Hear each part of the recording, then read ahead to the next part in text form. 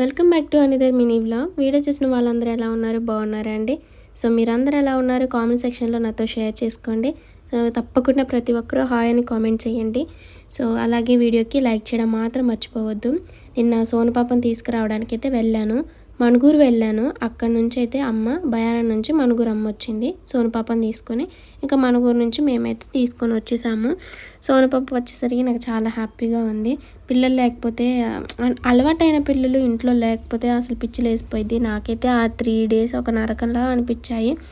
So ఇంకా మా సోను పాపని తీసుకొని వచ్చాను. చూడండి, మా సోను పాప అయితే నా మీద బెంగ పెట్టుకుని కొంచెం చిక్కిపోయినట్టే అనిపించింది నాకు. ఇంకా పేరెంట్స్ అంటే అంతే కదా.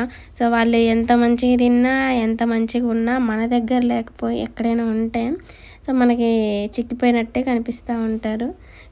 సోను పాప అయితే ఇంకా ఇలా ఉంది. మా మోన్గాడైతే నిన్న ఈవినింగ్ వీడియో కాల్ చేసింది.